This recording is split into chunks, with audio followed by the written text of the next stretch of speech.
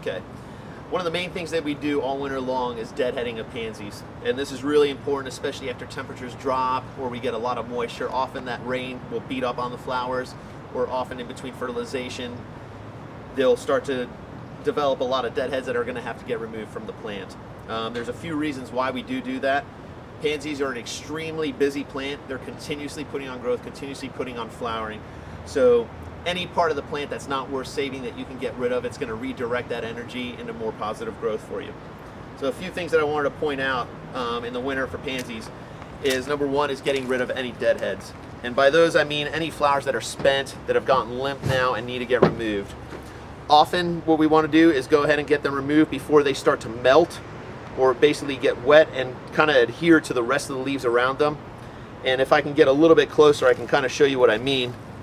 And basically that wet petal right in there is going to melt onto that leaf. And from there you can start a disease, and we'll talk more about that in just a second.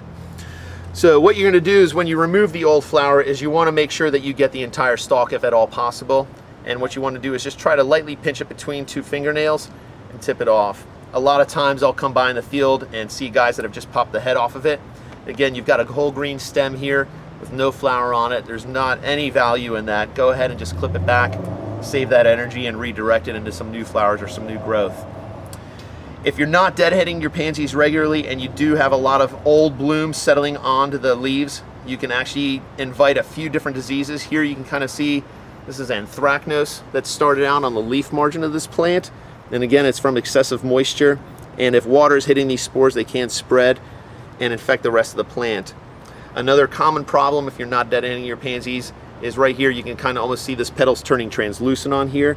From there, if temperatures are correct and it's pretty mild, you can actually have bread mold forming on those, and that can spread throughout the plant, start compromising flowering, as well as the vigor of the plant overall. So it's really important that you go through these thoroughly. You want to be careful. Obviously, pansies are tender, and that you don't pull off any of the other growth. If you're to remove one of the main stems and clip off this, you've actually removed the main meristem that's growing, and then you'll start to have branches going off to the sides and laying more flat.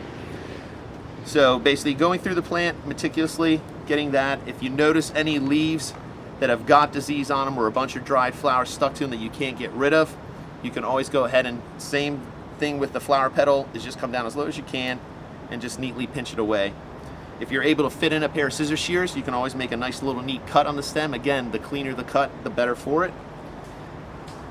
And just going through, and you'll be amazed at what a difference is. Often by just doing this preventative work, you can save spraying your pansies for different diseases down the road. And that's essentially it. I'd say another thing on pansies, make sure that they're not getting too wet. Their roots are often susceptible to a lot of fungal infections down in this area. You just want to check the plant. If it's standing upright and everything looks okay, you can always test the soil, stick your finger in it. If it's a little bit dry and the plant still looks okay, you may want to leave it for another day or two before watering. Again, I would err on the side of underwatering versus overwatering, especially in our landscape environment down here in southeast North Carolina, where we can't invite a lot of fungal diseases to get into these. And that's it for deadheading pansies. So guys, please make sure you're going down the stem as far as you can, being as tender as you can so you don't disrupt any of the rest of the plant. And again, if you see any flower petals from old flowers stuck to leaves, try to see if you can easily tease them off. If not, try to pluck the leaf without hurting the rest of the plant.